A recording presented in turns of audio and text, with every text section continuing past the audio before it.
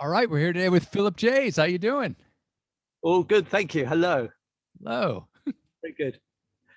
Where are you then, Aug, today? I am in Connecticut, Oh, okay. which is about an hour and a half outside of New York City. Okay. Yeah. And where are you, Phil?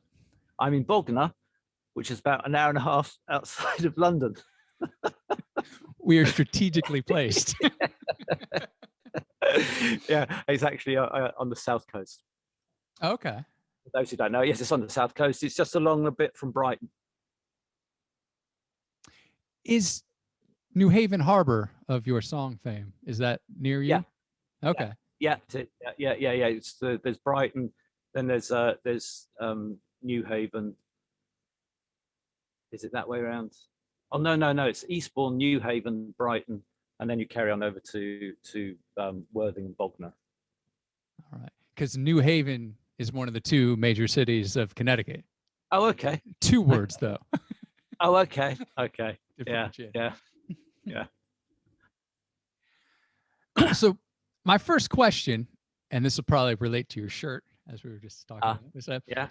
do you remember when you fell in love with music as a kid? Yes. I mean, I was born in 1962. So really, I suppose about 1972, about 10 years old. And I I can't check whether this is historically correct, but it would have been around that time. I think my elder brother had a copy of Goodbye Yellow Brick Road, which is one of my earliest memories of music. Well, my memory of music actually predates that because my dad was a jazz pianist, played the piano. He had he had a grand piano in the house. He was actually a chiropractor, but and my mum was an opera singer. Really? So there was always music in the house. I remember as a kid hearing my mum practicing her scales at the piano, and my dad playing. So the music in the house was always classical and jazz. So that's why those are my earliest memories of music. But music that I sort of chose to listen to, if you like.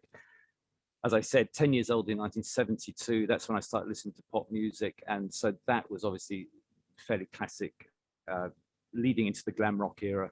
So the first single I bought was Leader of the Gang by Gary Glitter. Not very PC now, but I loved it. And the first album I bought was Aladdin Sane, the David Bowie.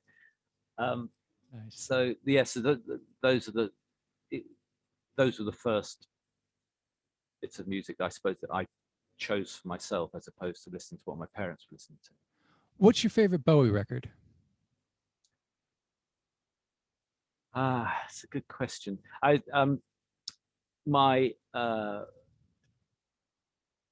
Because as you know, I went to France in 1980 when I was 18, discovered Jacques Brel. That was really like, when I discovered Brel, to me, he was so much better than everybody else. I mean, to me at that time, it was like nothing else I'd heard or nothing else that I'd seen. And so that is like a cutoff point for me. So everything that Bowie did after that, some of it I've never even heard. So the Bowie albums that I like and that I have still range from Space Oddity through and Heroes.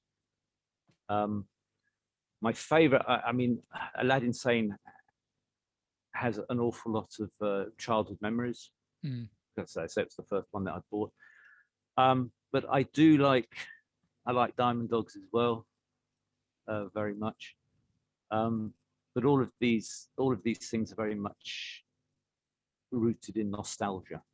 Oh, right. Yeah, just because, as I say, like, he's a difficult one for me, Bowie, because I love his stuff and I loved him as a kid.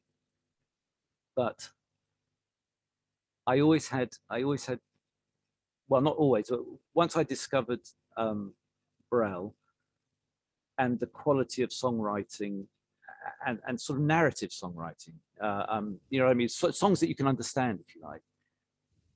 then I never understood a lot of Bowie's songs. I think the thing that Bowie had was that there were certain phrases in a song that you pick up on.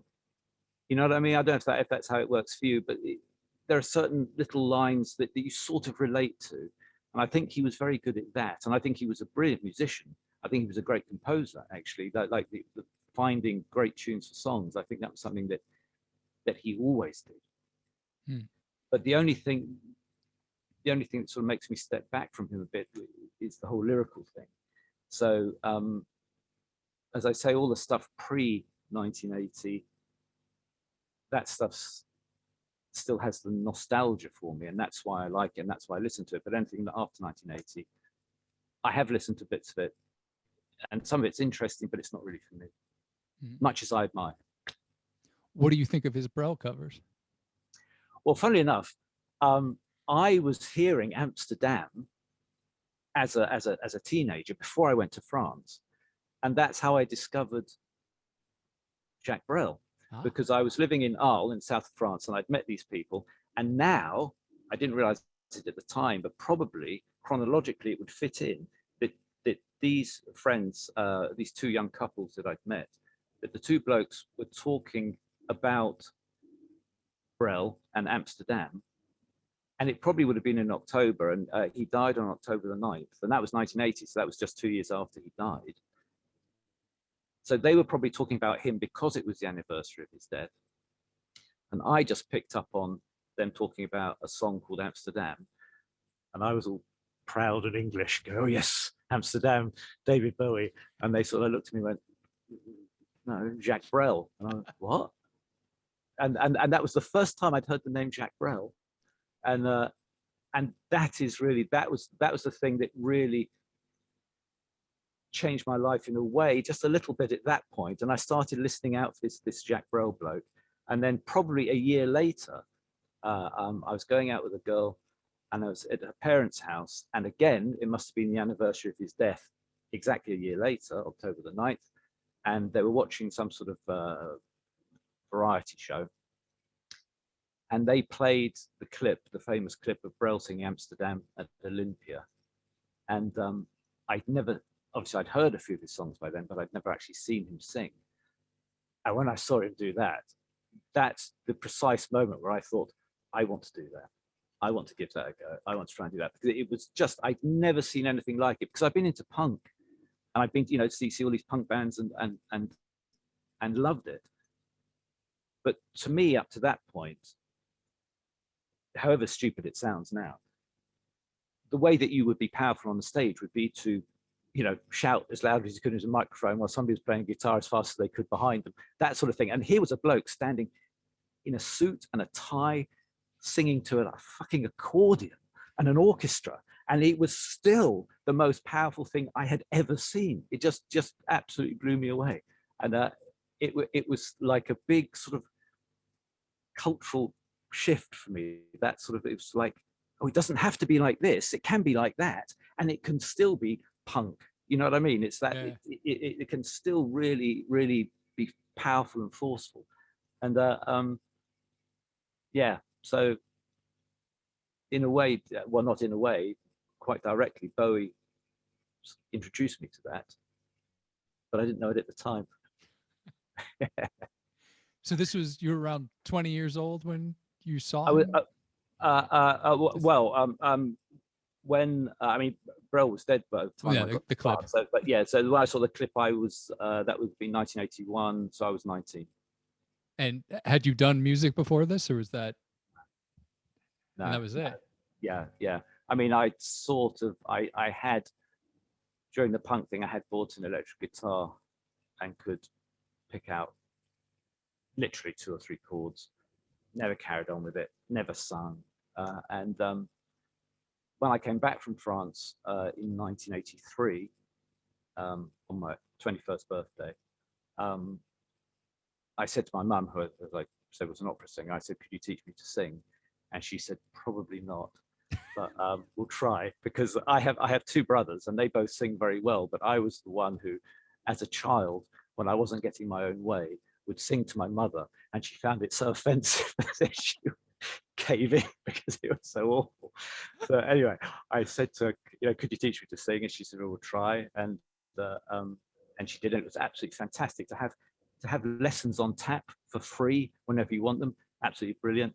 And I went to Argos and bought the cheapest guitar I could find, which was a classical, nylon string. 18 quid it cost me. Just to see. I didn't want to spend a load of money on a guitar if I was never going to play it properly or anything. So I bought the cheapest guitar I could find just to see whether I could learn to play it. And I bought a Teach Yourself Guitar book and just learned chords. And that's where I started. And then, all of my writing really was sort of just trying to be Jacques Brel. And that's, where it came from. And then I suppose, as the years have passed, other influences have come in, hopefully. A little bit, but that's how it started. Did your mother know Brel? Oh, okay. No, and she was more rooted in the opera world. Yeah. I don't want to take it too much away from music, but your dad was a chiropractor? Yeah.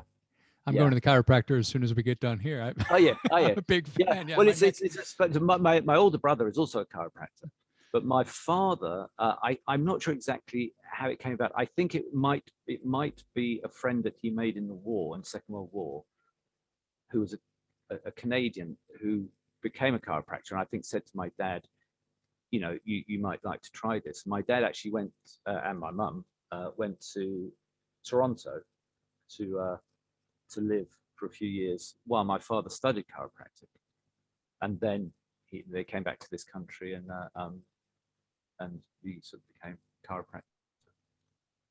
Nice. Yeah, it helps a lot. Yeah. Some people, yeah. Yeah. So why did you go to France in the first place? When I was 16, I went to a sixth form college, if you like, a tertiary college, to do A levels, we were doing alongside the A levels, we were doing a 2-year art foundation course. So I was doing art. I was like into painting and painting and drawing. And after we'd done the 2 years, we were the guinea pigs for that course, trying to do an art foundation course alongside A levels. And a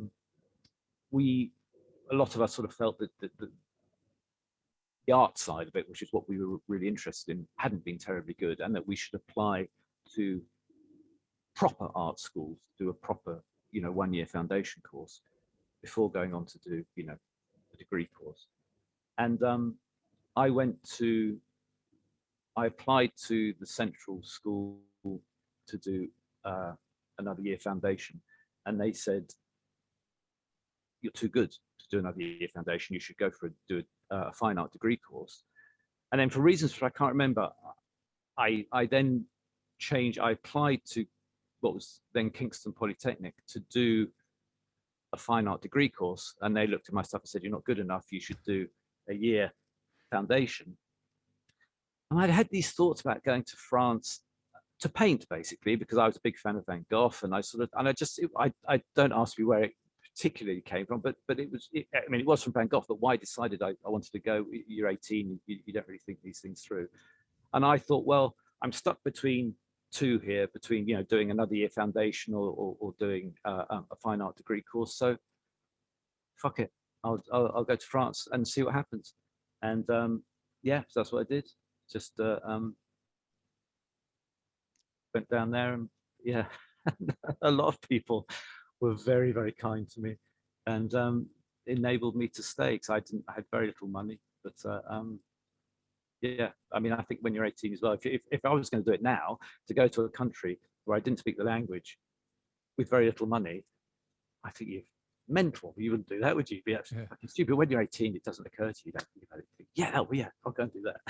So that's what I did. So I was going to ask, how you didn't speak French going into it? No, not really. No, I mean, I scraped through the O level, but I hadn't done any.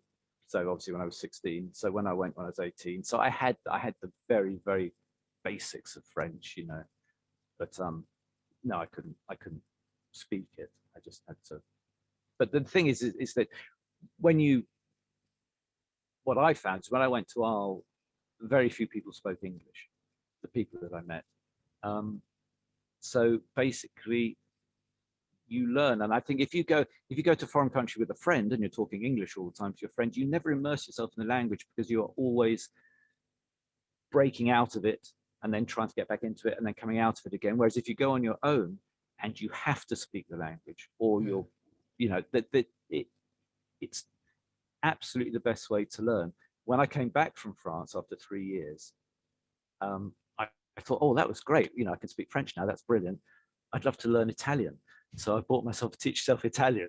And of course, after 20 minutes, I was bored and I never looked at it again. But when you immerse yourself in a culture like that, then you take it in. It's sort of like osmosis. You just learn it and you find, it always used to annoy me when people say, oh, you know, after a while, you actually think in the language and you think, what are you talking about? It's ridiculous. But you actually do then. You don't actually, when you start, you're thinking in English, you're translating into French, and then you're saying it in French. But once you really get into it, you're actually just, you're not translating anymore. You're just actually speaking language. And it is fantastic. But it's even better when you don't feel like you've had to do any work to do it. Yeah. Yeah. So when you first heard Brel, was your French good enough to understand? No. Well, when I first, no, because that would have been October. I got there in August. So I'd only been there a few months. So I sort of, because I knew Amsterdam in English, I could sort of like Fake it. pop it. Yeah, but then as the other songs, it was really after I'd seen him a year later performing, that was really when I thought, you know, I was listening to his stuff, but not as much until that year later when I was really, you know, when I saw it. That's what really made me want to. And of course, a year later, my French was better and I could understand more. Yeah. So let's get to the new record, which is a double album. Blossoms and Bicycles, great title. Do you remember that when that came to you, or how? It's a line from a song from Nadine One Summer. Oh, right. Yeah. Usually I just pick a song and call the album after a song because I'm not a fan of you know, album titles. Sometimes it's, yeah, but I suppose also because Brel albums, they never have names. They either they're called after a song, or it's Brel 1 or Brel 2, Brel 3, but they're never called, like, you know, the interior life of a ping pong ball or something. It's always, you know, it's just like, this is a collection of songs. This is some songs. There you go. They're never concept albums or anything like that. It's just, this bloke's written some songs and here they are. And I like that. So yeah, so it's the first time I haven't called an album after one of the songs on the album, but I just thought, in fact, I think it maybe somebody on Facebook, that the photo that I've used on the front was from a Facebook friend, and she put the photo up. Yes, that would be perfect. So maybe I called it Blossoms and Bicycles because I saw that and I thought, well, I could marry the two together and that would work. But yeah, there's nothing greatly deep in it. It's just a nice image. Yeah. So the double album, is that a did that come from being in lockdown that, you know, you had? Yeah. Okay. Yeah. It was purely that because I was just so I felt so free just to do what I wanted. The first time since I was on the dole in the mid 80s that I didn't actually have to do anything. I could just concentrate completely on music. I mean, I know some people have suffered through lockdown, but I've absolutely loved it. It's just been brilliant for me. Same here. I had time Yeah. to do creative stuff, and Yes, I exactly. really appreciated it. Yeah, yeah, me too, me too. And now slowly I'm having to start doing bits of work again. And it's just like, it's just a pain in the ass, you know. It's just like, I do wish that they would bring in this universal income, just give you a basic amount of money just to survive on. Because I think, as I say, in the 80s when I was on the dole, you'd go and sign on and they'd say, have you done any work in the last 2 weeks? And you'd say, no, I haven't. And they'd say, okay, sign here. You sign there, they send you the money. And that's it. It's as simple as that. And so there was never any sort of interrogation. Well, what have you done to try and find work? Whereas for kids these days, for creative kids these days, to be able to say, you know what, I'm concentrating on being creative. Like, we don't care about that. Yeah. Get a job or we won't give you any money. I think it's awful, just awful. I mean, that time for me when I was on the dole was it was such a valuable time because as I say, I didn't have to worry about anything. I didn't have to concentrate on anything other than writing, singing, basically learning what I wanted to do with no pressure at all. It was great. And I do find it very difficult to understand how creative kids today, you know, they say that suicide rate amongst young people has gone up, and I'm not surprised. I mean, it's just awful. People who, you know, human beings who want to express themselves, basically say, well, yeah, you can if you have time in the evening, but other than that, yeah, when you're tired after a full day of work. Exactly. Yeah. I mean, it's just horrible. So yeah, so basically the album was just messing about, and some of the songs were partially written. Some of them weren't written at all. Some of them are repeats from other albums that I wanted to re-record. Yeah, I was going to ask about that because speaking of naming albums after the songs, Cupid is a Drunkard in My Own Way make another appearance on this one. Yeah. Well, Cupid is a Drunkard, we did the way that we always do it live is the fast version, which is on the first album, on the October album. And that album was recorded at home on a digital 4-track that had two virtual tracks. So in other words, you bounce songs together. Yeah, I mean, you bounce tracks together and then that's it. You can't do it once they're together because you had to do it to free up another track to do something else. So you can't change the volume on it or anything. You can't really do much more to mix it. And I like it. I like that album, but it is what it is, you know, and it's, you know, obviously I think with all of my albums, production values are not what they could be. But that first one particularly, I think it sounds okay, you know, but we re-recorded Cupid is a Drunkard on the second album, but that was a slow jazz version. And whenever we asked audiences when we did gigs, shall we do the slow version or the fast version? They always said the fast version.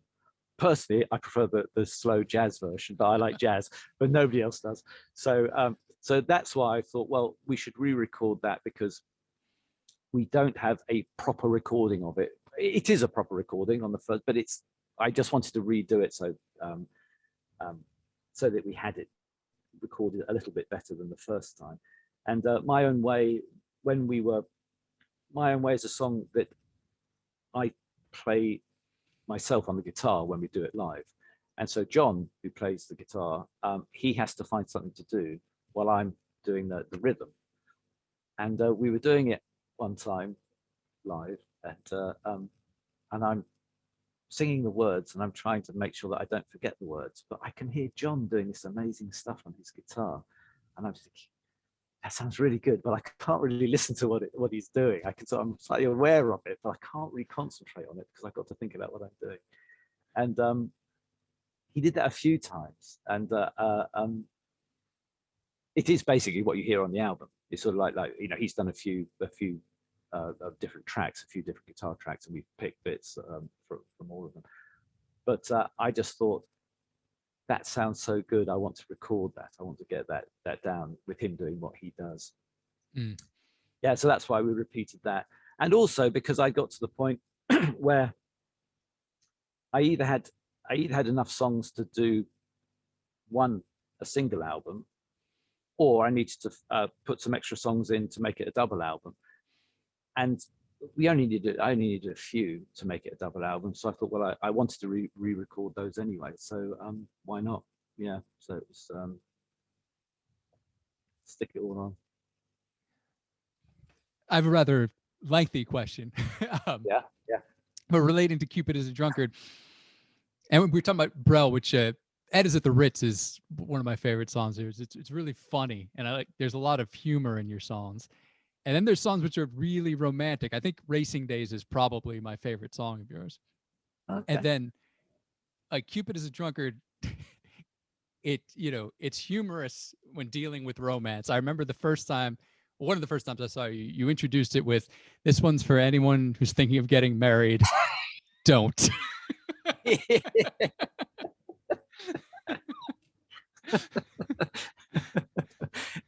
Yeah.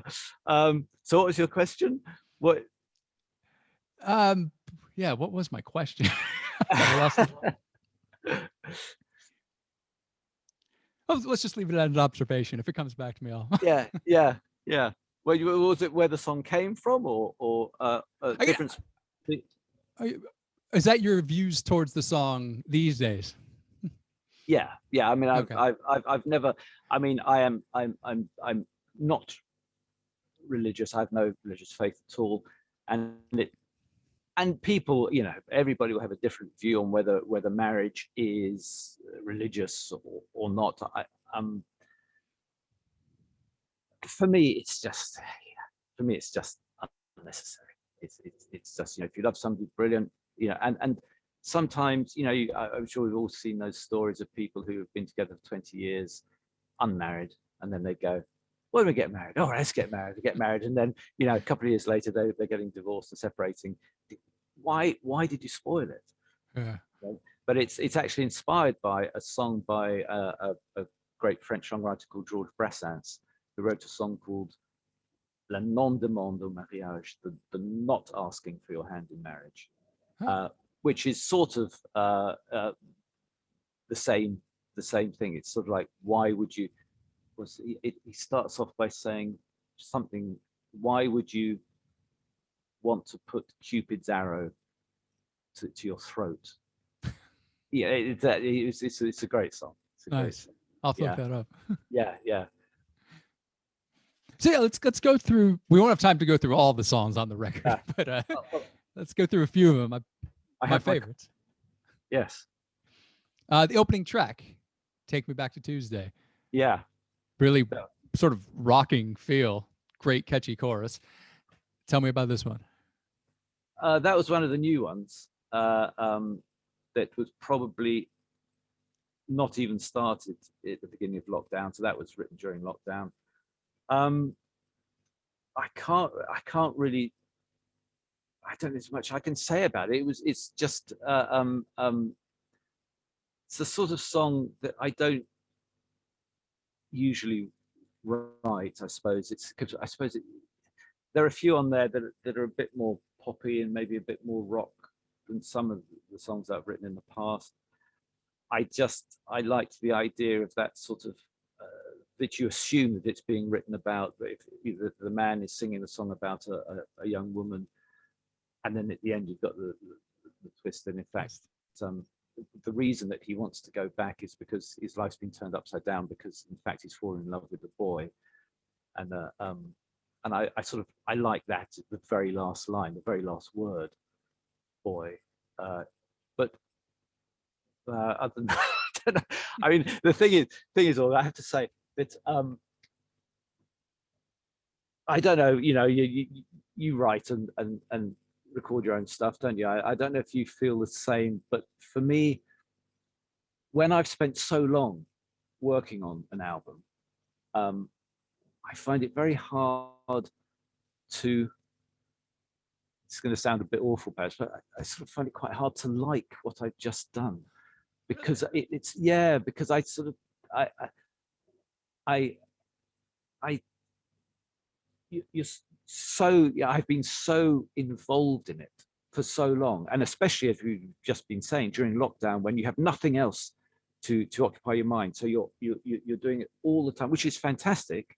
But once I always have this sort of feeling, once it's done, like I don't want to listen to that anymore. I don't want to listen to that. And then maybe in a couple of years' time, I'll listen to it and I'll think, actually, this is okay.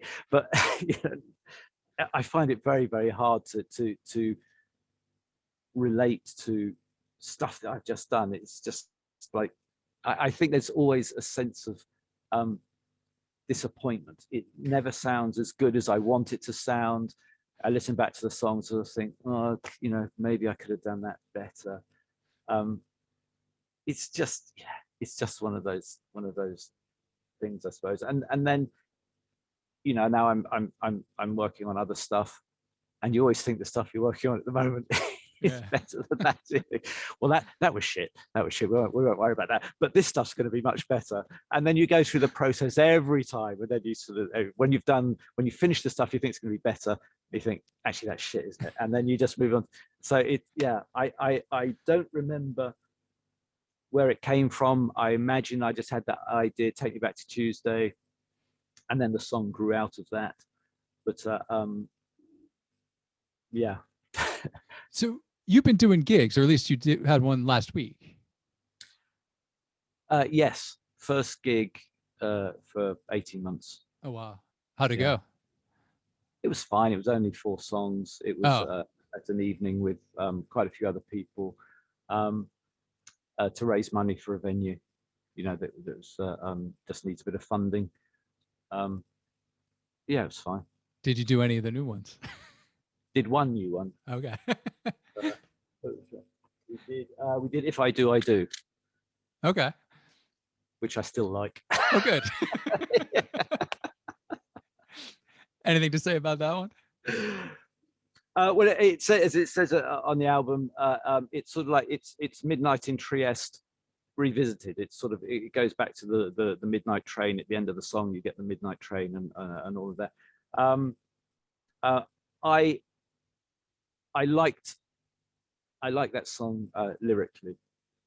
I like the idea of, you know, like certain bits of it. They said I'd grow to be a fine young man one day, and if I do, I do. That sort of the little just playing around the phrase, if I do, I do. I liked. Had fun with that. I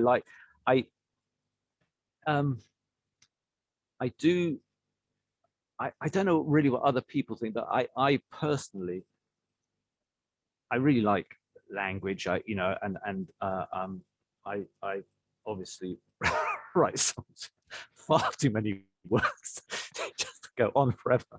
But I do like language, and I like the language in that song. And I think sometimes songs, if you like Cupid is a Drunkard, they're songs that say something and they lay it out, hopefully in an entertaining way, but this, and there's the song. But then there are other songs which are more poetic, that just have more fun with language. And that are maybe, I think the thing that I really liked with Brel was that the language, I think the challenge and what makes him such a brilliant songwriter is the fact that you understand what he's saying to you, but he keeps it, the language is interesting. You don't like for instance with Bowie, sometimes you're thinking, I don't actually know what's going on in this song. I can like it, but I don't really understand what's going on. And I think that the challenge is to make sure that I want people to know what's going on in the song, but I want it to be, instead of, you know, like man goes into a pub, has a pint of lager and leaves, that you say it in a poetic way so that people can listen to it, hopefully again and again, without getting too bored. So the idea is to try and say what you're saying in a language that inspires people, makes them want to listen to it again. But I don't really like songs that are just too opaque. Mm. I saw a thing on TV here, Seal, you know, the singer Seal. Yeah. Yeah, his first big hit was something about a rose. I can't remember the name of the Kiss rose or from a something like that. Rose. Is that it? Yeah. Yeah. And he was on this program, and they said, you know, lovely to see you, blah blah. Now we're all dying to know what's that song about. And he said, I don't know. He said, I just wrote, and I thought, well, that sounds good, and I just sung it, and I thought, that's great, you know, it's fine, it's, you know, it's made you a lot of money and everything, but for me, I think, no, you can't do that. You can't just go, I don't know, you know, that's not fair. And and I want to, if you're going to write a song which is very opaque, and in a way, like so when after Bowie died, and then I started seeing, I'd never really thought about wondering what the hell he's on about, but that actually after he died, I started finding sites where they were actually talking through what the song was, where it came from, why he wrote it, and if he'd ever spoken about any particular song and why he wrote it. And I thought, okay, well, that's sort of, now that I know that you know, so many of his songs were written about dystopian future societies. So a song like Driving Saturday, which is one of my favorite songs when I was a kid. Mm. So, well, okay, well, now I can sort of see, but I still struggle with that in a way personally, you know what I mean? That's just from a personal creative point of view. I'm very anal, I'm very pedantic, and I want to be able to say to people, yes, this was written because of this, and that was written because of that, and that's what it means, and not, yeah. It seems that's where the money is, though. I mean, yes, absolutely. Yeah, absolutely. That is absolutely right. I've wondered about this a lot. Like, how many song lyrics, what percentage of song lyrics, actually mean anything or are any good? Like, it's a pretty low percentage, I would say. Like, people don't really seem to care about lyrics, and some of them are. Well, yeah, I mean, I absolutely agree with you. I mean, there's that. I never forget the woman's name. She wrote the song, but the famous lines are, hang on, let me get this right. I hope I don't see a ghost. It's the thing that I fear most. I'd rather have a piece of toast. Okay, now that, I think that song actually went to #1. And so when you hear, I mean, you can Google that, so like ghost, most toast, whatever, and I'm sure it'll tell you what the song is. But when you see that, actually, it's sort of funny, but in a way it's also depressing, because then you do think, what's the point? Yeah. Nobody cares. Nobody cares that, well, but there I'm wrong, you see. It's not that nobody cares. Some people care very much. Some people, and that's why some people gravitate towards certain more singer-songwriter types rather than pop music or songs like She Sells Sanctuary, you know, is it The Cult? Yeah. Where you don't, I have no idea what the song's about. I can't understand a blind word the bloke says. It's got a great tune. Great riff. Got, yeah, exactly. It's got that sort of energy to it.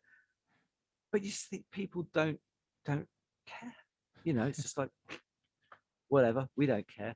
And it's very interesting. I don't know if you saw it. It was on BBC4, a documentary called Je t'aime, History of French Chanson, with No, I would love to see that. It's really good. It's very interesting. And in that, Charles Aznavour, who spoke fluent French and English, he says in an interview in English, he says that the difference for him between French songwriting and English songwriting, he says in French songwriting, he says, we try and write the very best words that we can, and then, if possible, good music. And he says, in England, you try and write the very best music that you possibly can, and then, if possible, good words. And I think that it's not true in every case, but I think that as a sort of an overall thing, that it probably is about that sort of thing. It's far more important to us to have the tune, to have the riff, to have that sort of something, and then the words secondary.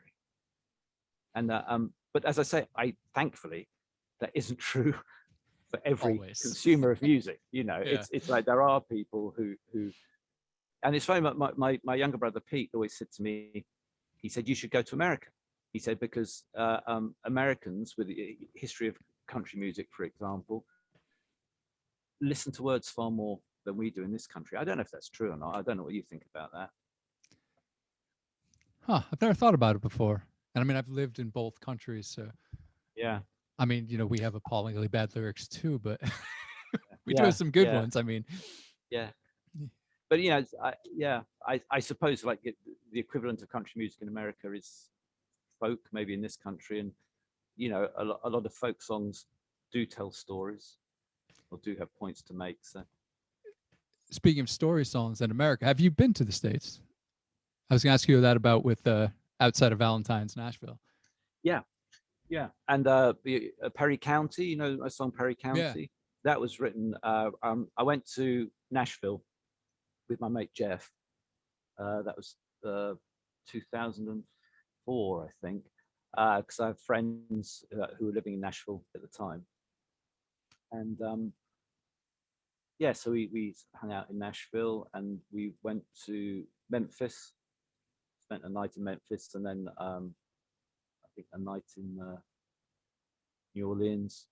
But that's my own experience of America. Oh wow! I lived in Nashville in 2018, and Okay. the first time I ever did comedy, I drove out to Memphis from Nashville to do it. But I mean, I'm a huge Elvis fan, so like, All right. it was like a Yeah. pilgrimage sort of thing, Yeah. and it was Yeah. really. What did you think of Memphis?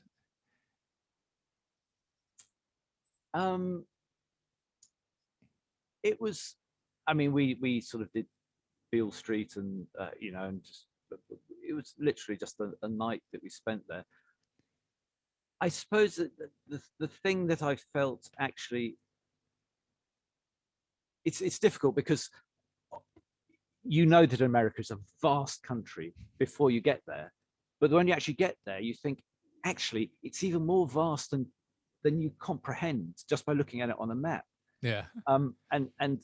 And I assume that I've heard people say that the different parts of America are so different from each other because it is such a vast country. But I don't know. It's not just about Memphis, but certainly about Nashville and Memphis. And I mean, I suppose New Orleans is slightly different because it has more of that history, in the French Quarter, and the buildings are slightly different. But I just found it quite cold and sort of functional. The buildings and everything. It's just different. I'm not trying to say it's better or worse, but it's just different. And I think I don't really know what I mean when I say that I feel more European, but I, traveling in Europe, I feel more at home than I did in America. I just thought you can understand when you actually go there why everybody has cars.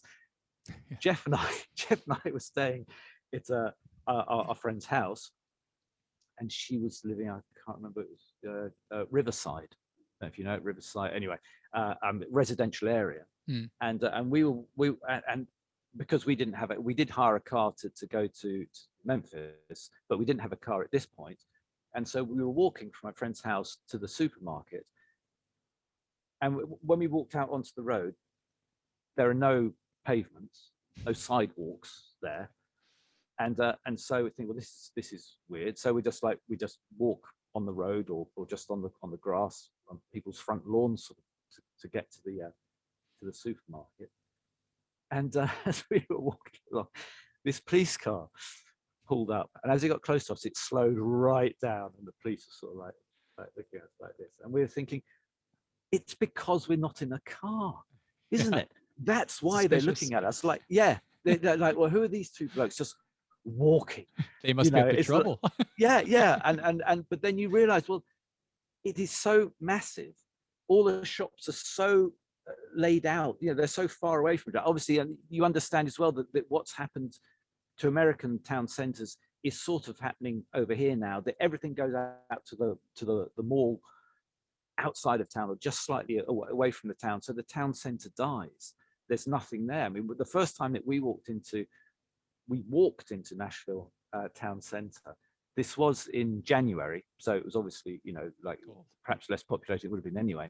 The only other person that we saw not in a car was a bloke in army fatigues wearing a sombrero who was clearly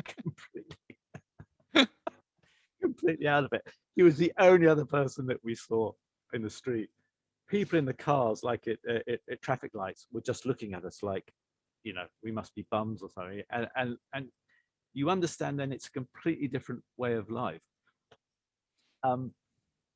It's just, I mean, we went out honky tonking. We went out to like some of the bars in downtown Nashville with our friends and with friends of theirs as well.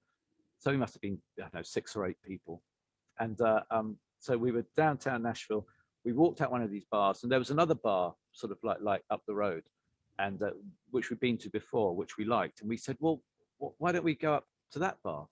And they went, okay, well, shall we meet you up there? And we were going, what do you mean, meet us up there? And they were, well, we'll take the cars. And we were going, but it's there. I mean, you can see it. It's there. It's going to take 5 minutes to walk. And these people are so used to just getting in their cars. I mean, Jeff and I was like, what? And in the end, we sort of persuaded them, we could just walk, it is just there. But it's just the whole culture just revolves around get in the car. And it's as I say, it's not right or wrong. It's different. Yeah. And it wasn't, I would like to go to New York at some point because everybody says New York's, again, a different sort of vibe to it, completely different from the rest of America. So it would be interesting to see that maybe New York is more European. I don't know. But it was, so to try and answer your question, I don't know.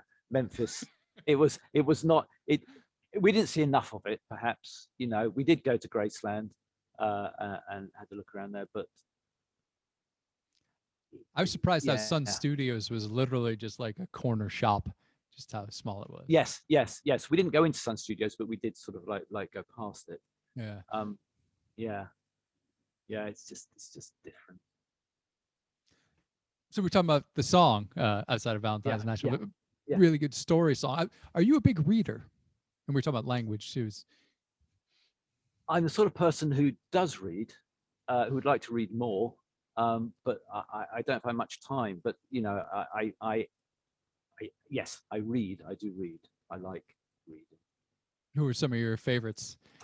My probably, if I had to choose one author, it's a French author, Marguerite Duras. Oh, I know.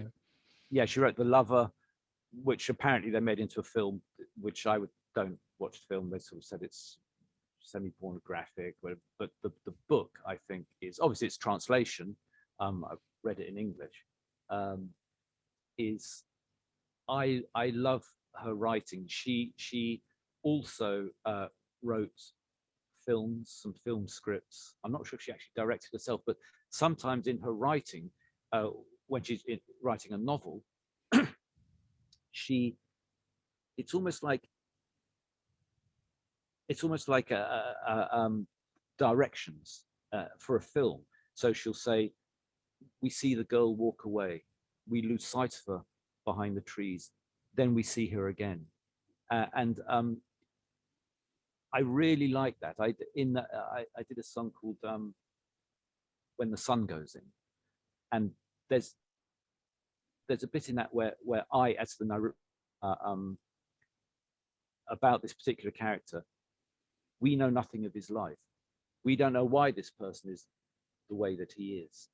And the idea that you as a narrator don't have to explain everything. You can just report it. Just go, I don't know. There's somebody walking over there, lost sight of them, there they are again. The way that she writes, I think The Lover was written in 1984. She's written some pretty, difficult would be perhaps the right word, books to read sometimes, because she leaves gaps. and you sort of fill in. She would perhaps make suggestions, and then you fill those gaps in yourself. What do you think might have happened here or there? So there's stories, sometimes short stories, where she talks about these people as if you already know them. She doesn't really describe them a lot. And some of those books can be a bit difficult, but I think when she wrote The Lover, and then she wrote The North China Lover, which is a retelling of the same story as The Lover. So so if you read The Lover first and then read The North China Lover, because she refers back to the original book that she wrote. I love her. I love Marcel Pagnol, another French author actually, who wrote Jean de Florette and Manon of the Springs, I think it is, which is I mean, they made it into a famous film with Gerard Depardieu, but that is a wonderful book. It's a sort of, it's almost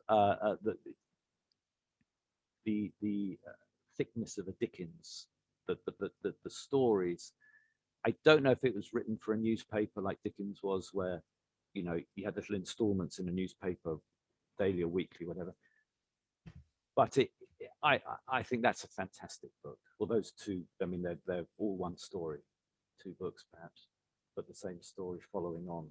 I love that. I don't know. I like Anne Tyler. I think I've read everything Anne Tyler's ever written.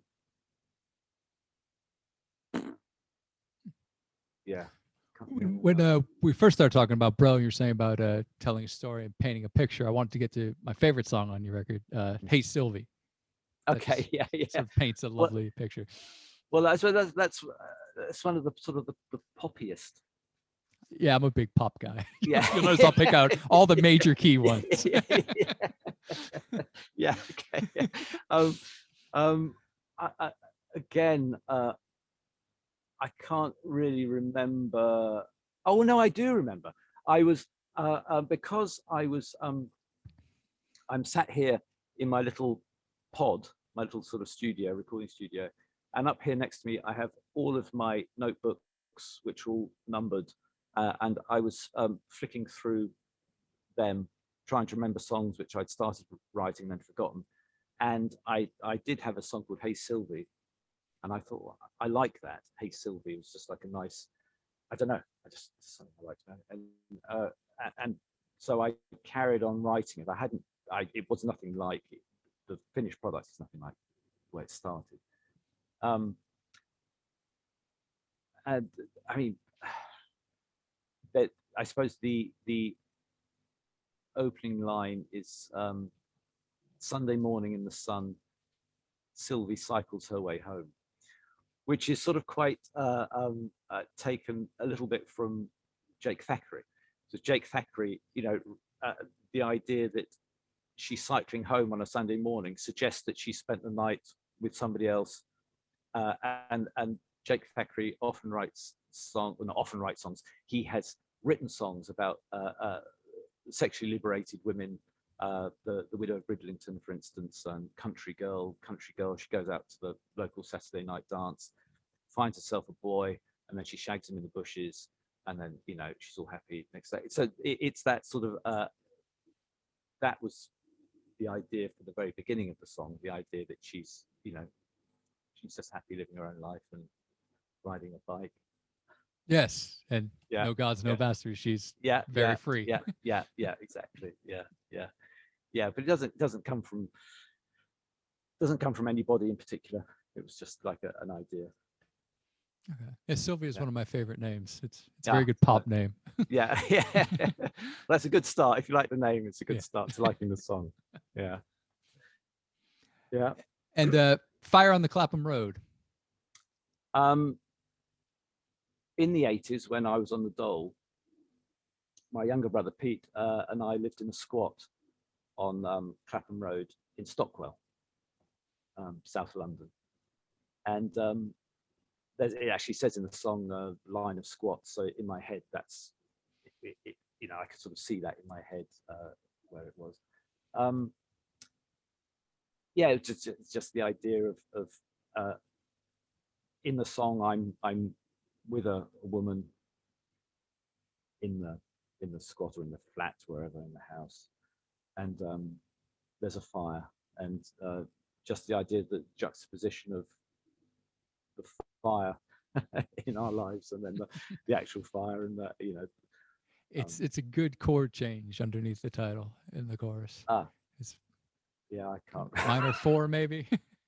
I the mistake the mistake that I make is I don't always write them down, and sometimes I go back through songs thinking, what did I do there? I can't remember what it is, and trying to, especially with songs which I haven't developed any further. I've just done like a version of a song, and I've recorded it, and I've just put it somewhere, and then I haven't actually written the chords down anyway, and then I have to listen back to it and try and work out what the chords are.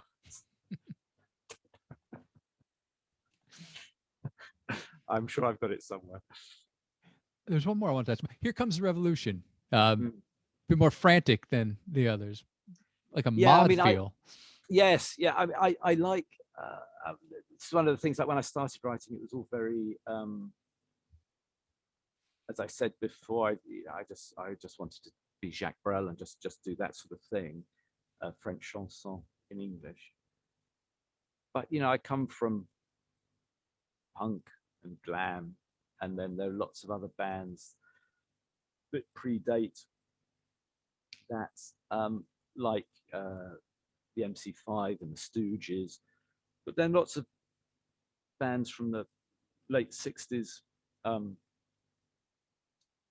garage bands, and the, you know, the psychedelic garage bands. And for years and years, I never had electric guitar in my songs. I didn't want electric guitar in my songs. I sort of felt like that isn't what I do. I'm not an electric guitar kind of guy. You know, this is not that. This is something different. And then I thought, well, actually, it's just, it can be fun. You know, I think I just became a bit less tight-assed about what I permitted myself to do. And as I, you know, the whole lockdown thing, like with that song, for instance, just thought, well, I'm just having fun. In the last album I did, Angelina Supercop, there's quite a lot of electric guitar bits in that as well, and I just really enjoyed that. And I thought, well, you don't have to just do this or just do that. You can add stuff. You should feel free to add stuff when and where you feel that it's appropriate, and if you like it. And I do like that sort of garage sound occasionally, you know. yeah but it's really sort of inspired by the Black Lives Matter protests that we had over here. I don't know if you saw it. They in Bristol, they tore down a statue of a slave trader and chucked it in the river, which was great. And I actually thought then, when that happened, I sort of thought, fantastic, you know, like this is, I feel like my generation, I mean, you know, we've not done nothing, but you know, I think the gay rights movement and the anti-racist movement that came with punk in the late 70s, I think that did give people something to build on. But there's still so much shit in our society, and you just think, well, you know, we had our chance, we didn't do much. When I see young people getting out and doing stuff like that, I just thought it's brilliant. I thought it's absolutely fantastic. I was so inspired by it. Unfortunately, we don't seem to have been able to carry it forward, and then, you know, you get the reactionary right-wing voices of booing footballers taking the knee and that sort of stuff, and you just think, oh God, and you think we started making some progress, and now it just feels like, oh, just going backwards again, which is frustrating. But you can't just think about it too much. But anyway, that's sort of where the song, it was that the feeling of, you know, here comes revolution, that's going to move things forward. But then It was a big feeling at that time, last Yeah, yeah, June. Right? 'Cause there was a lot of stuff yeah, going on over here as well, and it was yeah, especially when yeah. it was dangerous for people to even be next to each other. That it was Yes, great yeah, that yeah, momentum was there. yeah, yeah. But of course, you got rid of Trump. We've still got Boris Johnson, so I don't think things will not change radically until hopefully he's gone. But what will replace him? That doesn't bear thinking about. So, anything else you want to say about the album? Buy it. Buy it, yes. Where can people do that? At jays.com, JEAYS.com. You can buy all the stuff there. You can listen to the stuff there. That'll take you to a Bandcamp page. All of the albums are on Bandcamp. You can flick through them and listen to all the songs for free on there. As I said earlier, it's done now. It's done. It's forgotten about. I'm looking at the new one now, having fun looking at that. Oh, how far is that in the works? Well, I have it here. I have quite a few songs on it. I did an album called The Bungees Test, which was just acoustic versions of songs, which I did to try and raise money to record one of the previous albums. So just like it was only available as a download for a $5 or something. But there are a number of songs on there that I like and I want to record properly. As I said, that they were just done vocal and acoustic guitar. So I'm redoing some of those, and I'm some of those I'm rewriting or I'm changing them slightly because I think I could have done that better. Again, I could have done that better. So I'm trying to do it better. And then yes, there's a few new ones, stuff that I'm working on now, which like once I've finished doing the double album, I just thought, I've had enough of this for a bit. But then slowly you start picking up the guitar again and doing stuff and thinking, oh, that might work, and you just start all over again, and the cycle continues. Yep. Yeah. Yeah. Great. So Well, we keep going. I have to get going to go to the chiropractor. Yeah. Yeah. But well, yeah, I'm glad we got a chance to talk. Yes. Love to talk to you. I will Thanks ever so second much. that. Buy the album. I really enjoy it. Thank you. Yeah. Go to jays.com and have a listen. Cool.